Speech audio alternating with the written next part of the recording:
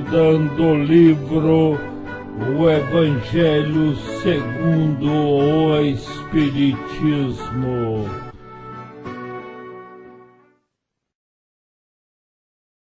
Estudando o Evangelho segundo o Espiritismo, no capítulo 5, Bem-aventurados os aflitos.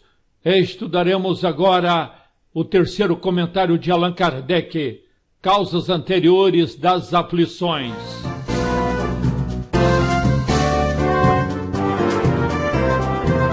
Para este nosso estudo das causas anteriores das aflições, temos a sugestão de material relacionado a este estudo nas obras de Kardec. Pode ser encontrado também neste site aqui. No Livro dos Espíritos, questões 132, 133, 257 a 273, 392 a 399, 983 a 989. No livro O Céu e o Inferno, primeira parte, O Purgatório, capítulo 5, itens 5 e 6. No Céu e Inferno ainda, na segunda parte, Suicidas, o Pai e o Recruta. No livro A Gênese de Kardec, capítulo 3, itens 1 a 10.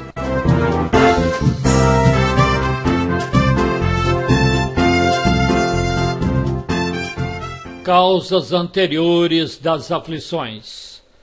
Antes de estudarmos este tema sobre as causas anteriores das aflições, vamos ver aqui, num rápido momento, o significado de idiotia e cretinismo, para vermos a diferença que existe entre os dois. Nesta gravura aqui, olha, esse rapaz querendo matar com a marreta uma mosca no seu nariz, né?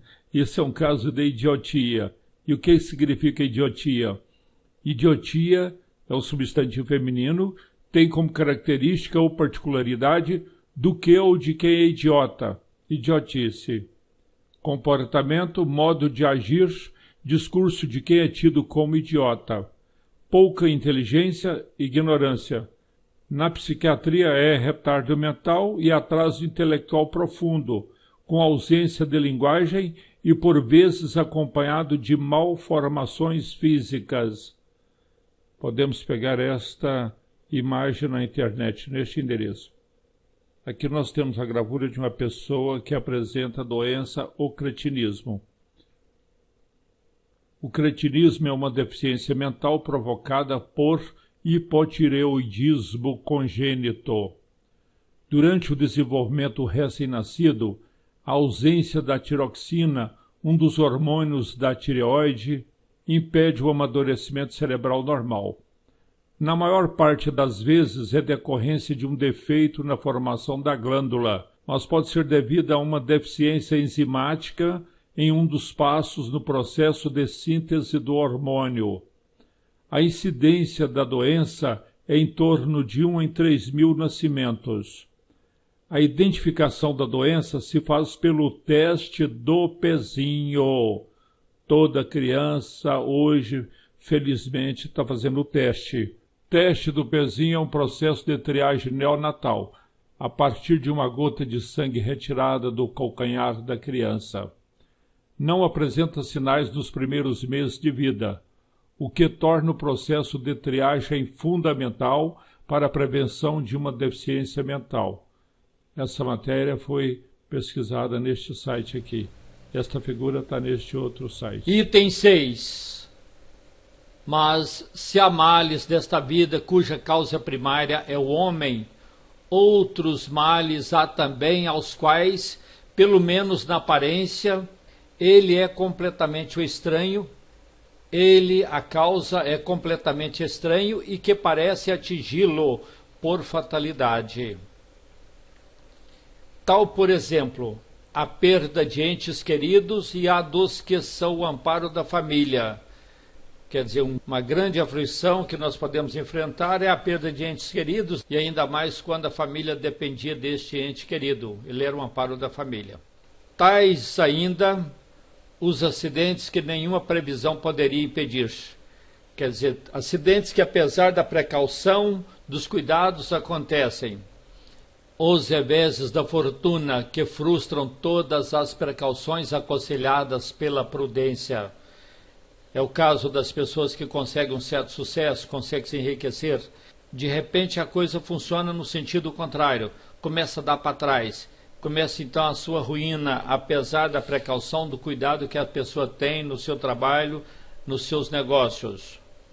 Os flagelos naturais, as enfermidades de nascença, sobretudo as que tiram a tantos infelizes os meios de ganhar a vida pelo trabalho.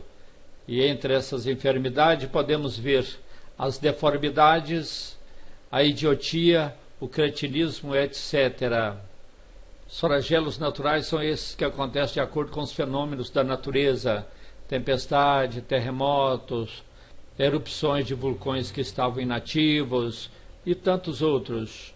As enfermidades de nascença, como as deformidades, por exemplo, a pessoa nasce cega ou nasce aleijada. A idiotia e o cretinismo, nós vimos o significado anteriormente. Os que nascem nessas situações, certamente nada hão feito na existência atual para merecer, sem compensação, tão triste sorte que não podiam evitar, que são impotentes para mudar por si mesmos e que os põe à mercê da comiseração pública.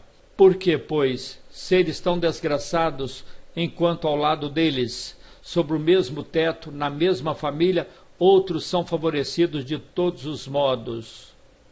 São problemas, são dificuldades que trazem sofrimentos para a pessoa e a pessoa não teve como fazer nada. Ela foi impotente para mudar a sorte da sua vida, para mudar a realidade daquilo que está acontecendo, levando a pessoa até a compaixão pública, dependendo de favores, de piedade das pessoas. E aí então, na segunda frase desse parágrafo, está fazendo um questionamento.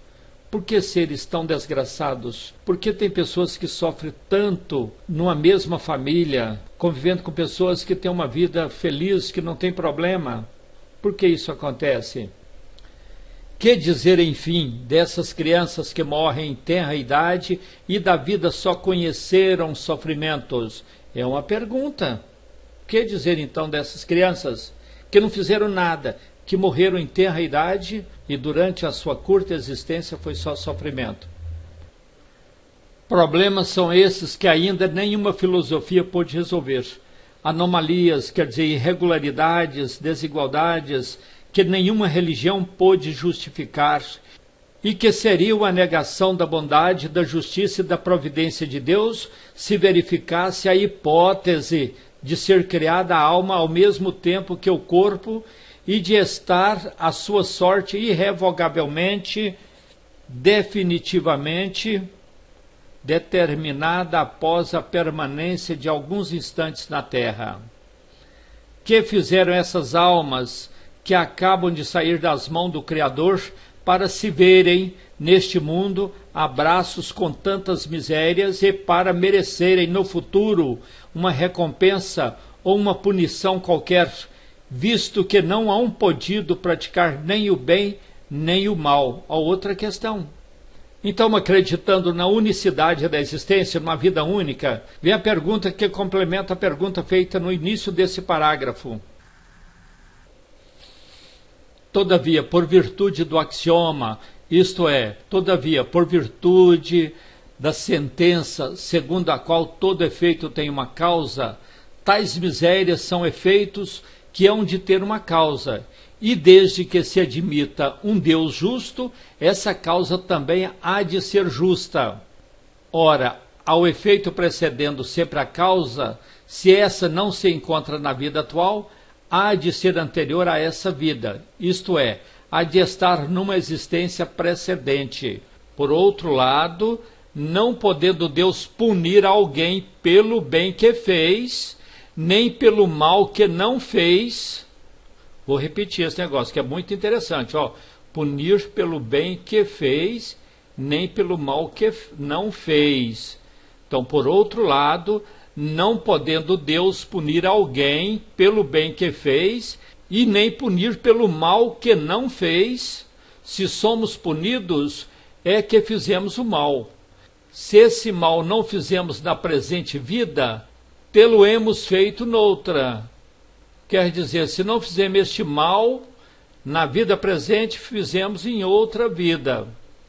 É uma alternativa inescapável e em que a lógica decide de que parte se acha a justiça de Deus.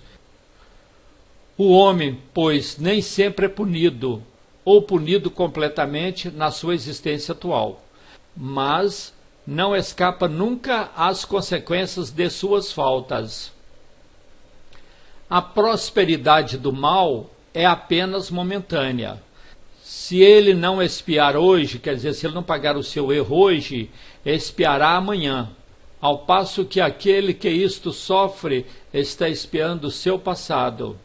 O infortúnio que, à primeira vista, parece merecido, tem então sua razão de ser. E aquele que se encontra em sofrimento pode sempre dizer: perdoa-me, Senhor, porque pequei. Item 7. Os sofrimentos devidos às causas anteriores à existência presente, como os que se originam de culpas atuais, são muitas vezes a consequência da falta cometida, isto é, o homem, pela ação de uma rigorosa justiça distributiva, sofre o que fez sofrer aos outros. Se foi duro e desumano, poderá ser a seu turno tratado duramente e com desumanidade. Se foi orgulhoso, poderá nascer em humilhante condição. Se foi avaro, quer dizer, apegado ao dinheiro, egoísta, ou se fez mau uso de suas riquezas, poderá ver-se privado do necessário. Se foi mau filho, poderá sofrer pelo procedimento de seus filhos, etc.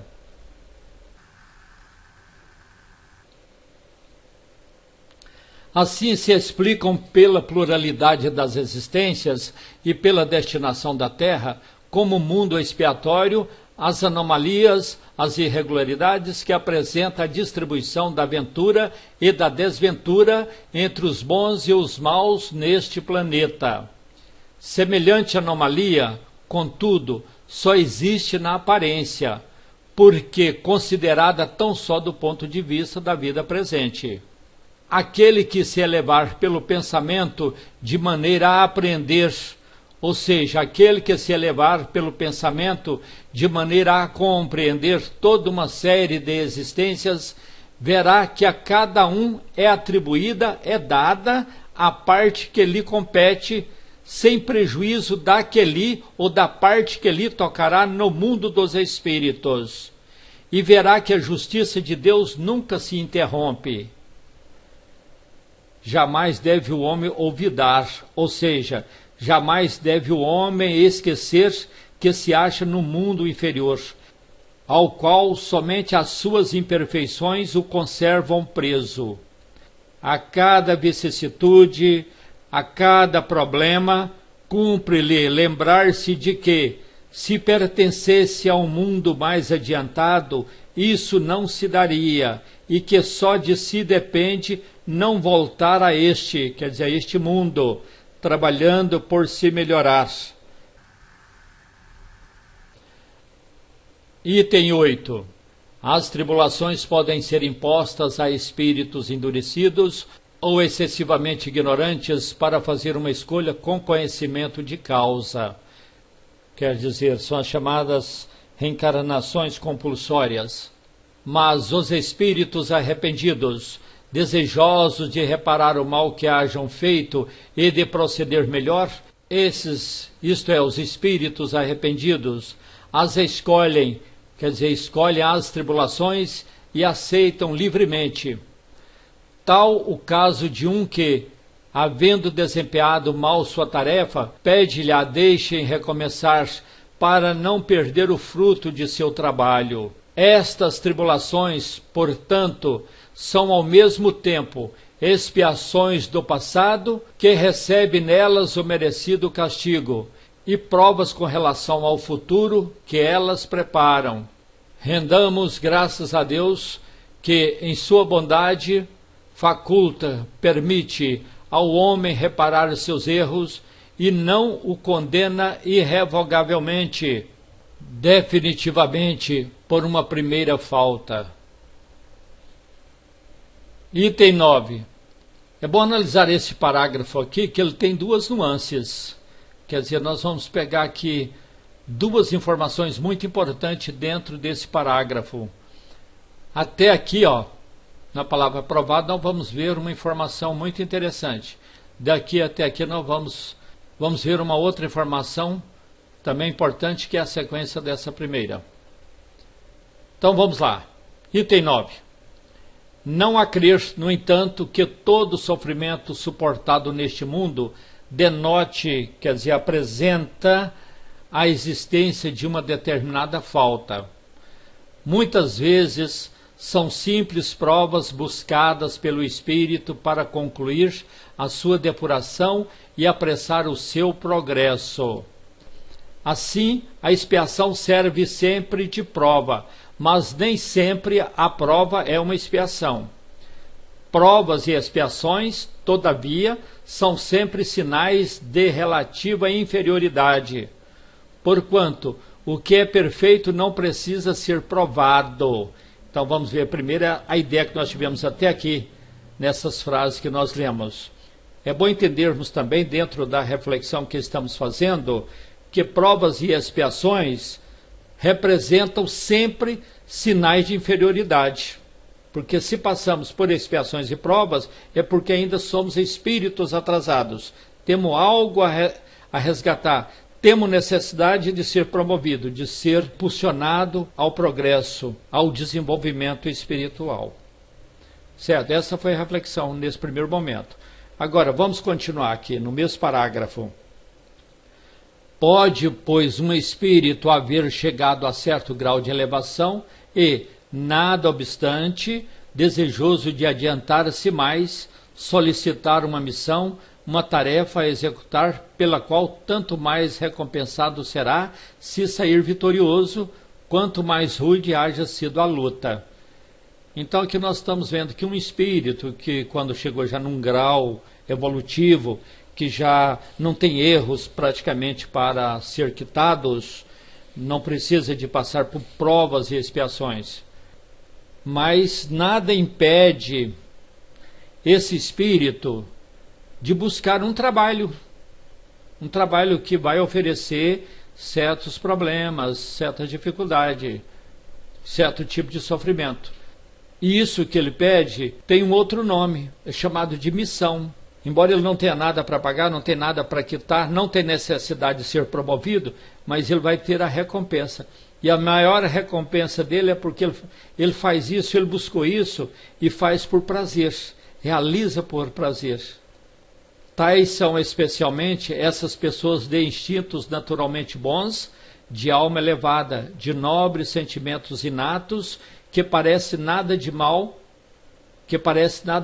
haverem trazido de suas precedentes existências e que sofrem com resignação toda cristã as maiores dores, somente pedindo a Deus que as possa suportar sem murmurar.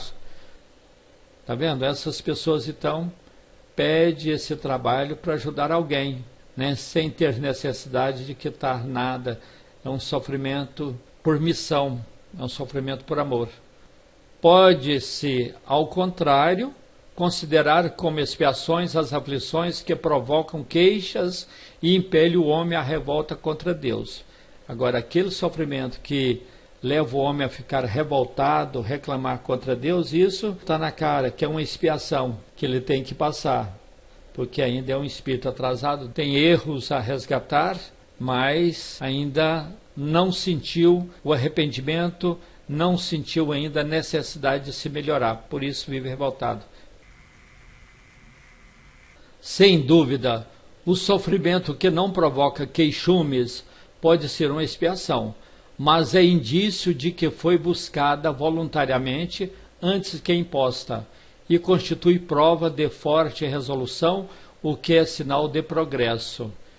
Agora tem aquelas pessoas que enfrentam os problemas com mais resignação, são as pessoas que pediram para passar por isso, para quitar os seus erros, né? Então isso já é sinal de progresso. Item 10.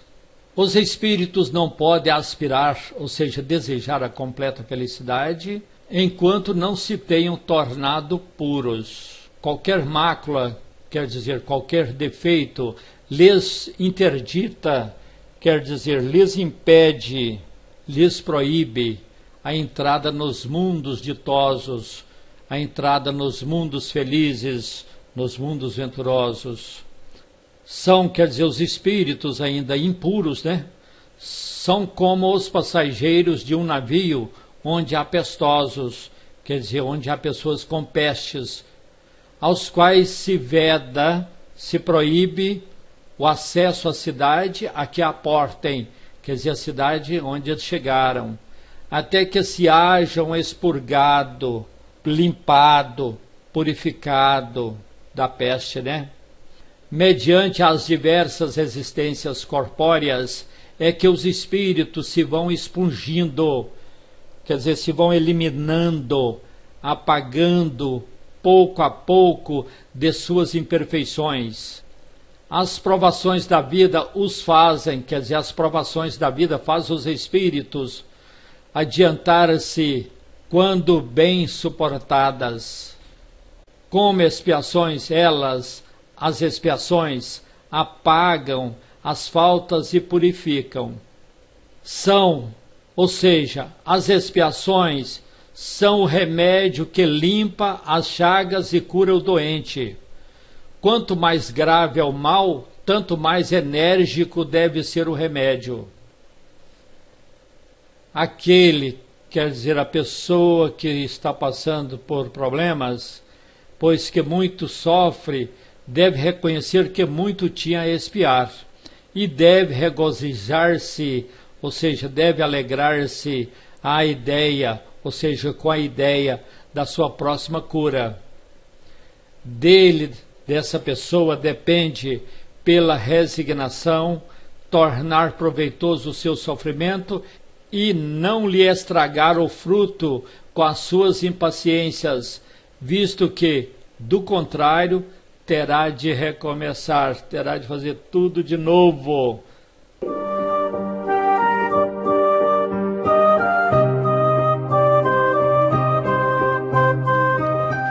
Agora, causas anteriores das aflições. Ei, gente, aqui, olha, tá mostrando um túmulo, um cemitério, morte de entes queridos. Se dependesse da gente, a gente não deixaria nenhum ente querido morrer, né? Se dependesse da nossa vida atual. Mas isso é a programação. A gente nasceu, vai desencarnar e tal. E quando uma pessoa desencarna, é um processo dolorido, né? É um sofrimento que a gente sente, um ente querido. Também podemos ver aqui uma gravura de uma destruição de uma casa, talvez foi um vendaval, né? Fortes chuvas, tempestades, né? São chamados flagelos naturais. Quantas pessoas não sofrem por isso? A gente vê na televisão essas enchentes, né? Vendavais, chuvas muito fortes, deslizamentos. Quantas pessoas sofrem, quantas pessoas morrem. Então esses flagelos naturais, que às vezes não depende da vida presente, de um descuido da vida presente, de uma falta de organização na vida presente, uma coisa que acontece sem a pessoa esperar, sem ele ter feito algo para merecer aquele flagelo, aquele problema. Então a causa está em vidas passadas, faz parte das aflições por causas anteriores. Doenças de nascença. Olha aqui o menininho na cadeira de roda. Normalmente tem pessoas que nascem já numa cadeira de roda, outros nascem cegas. E tantos problemas que a pessoa já nasce, são vários que acontecem.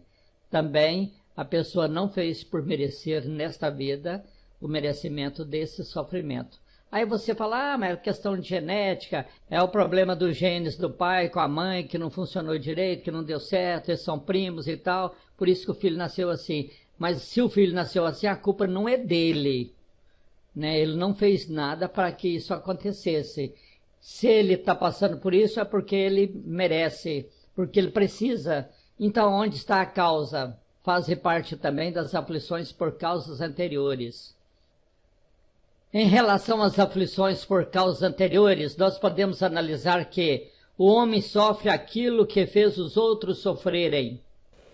Se ele foi orgulhoso, pode nascer em condição humilhante. Se ele foi avarento, egoísta ou empregou mal a fortuna, pode ser privado do necessário, pode vir em extrema miséria, com a vida muito difícil. Se ele foi mau filho, poderá também sofrer com seus filhos. Agora, o significado das aflições. Porque ninguém iria sofrer de graça. Deus não iria conceder que os seus filhos sofressem só pelo prazer de ver o sofrimento deles. Claro que existe uma razão dos sofrimentos. Então, o significado das aflições, tanto sendo de causas atuais ou anteriores, servem como meio de progresso. A pessoa que passa por essas experiências de sofrimento, de dores, de alguma dificuldade, com isso seu espírito aprende, com isso seu espírito desenvolve. E esses sofrimentos também representam a advertência de que procedeu mal, de que ele fez alguma coisa errada que não deveria fazer. E com isso, então, esses sofrimentos traz para a pessoa experiência. Faz a pessoa sentir a diferença entre o bem e o mal. Faz ver a necessidade de se melhorar. Portanto, os sofrimentos, sejam de causas atuais ou anteriores, são bênçãos de Deus. Todo sofrimento decorre de uma falta cometida. Quer dizer, toda pessoa que sofre é porque ele cometeu algum erro, fez alguma coisa que não devia. Você acha que é sim ou não? Vamos ver então? Não. Não. Pode ser uma prova buscada pelo Espírito. A prova, então, é um sofrimento que a pessoa não tem culpa. Então, prova é um tipo de sofrimento que a pessoa não fez nada de errado para estar passando por ela? Não. Prova tem um sentido diferente. Pode ser também uma missão de renúncia e de amor. Missão também não é sofrimento em pagamento de dívida, em pagamento de erros do passado. É um trabalho de amor, é um trabalho de renúncia que a pessoa faz para ajudar alguém, para ajudar o seu próximo. E o arrependimento? Então, com as aflições, com os sofrimentos que a pessoa está passando por um resgate de vidas passadas ou de alguma atitude que ele fez nesta vida, em pagamento de algum erro seu, quando ele está sofrendo, ele amadurece com isso, ele adquire uma experiência e arrepende de ter feito a coisa errada. Oh, meu Deus, se eu soubesse eu teria feito de forma diferente. Ah, meu Deus, por que eu fiz isso? Agora eu estou sofrendo. Aí então vem o arrependimento.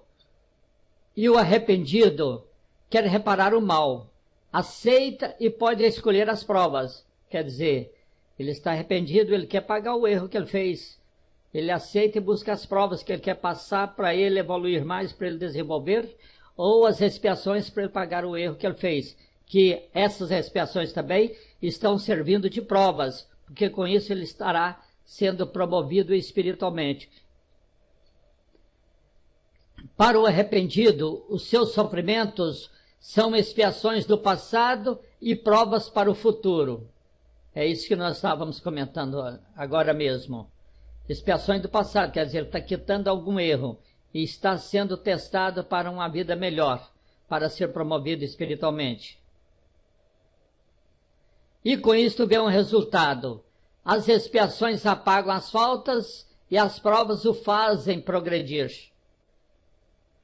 E quando a pessoa não aceita, não arrepende, revolta perante as aflições, olha a cara desse camarada aqui, está super revoltado, se brincar ele arranca os cabelos, arrebenta tudo, de tanta revolta que ele está tendo.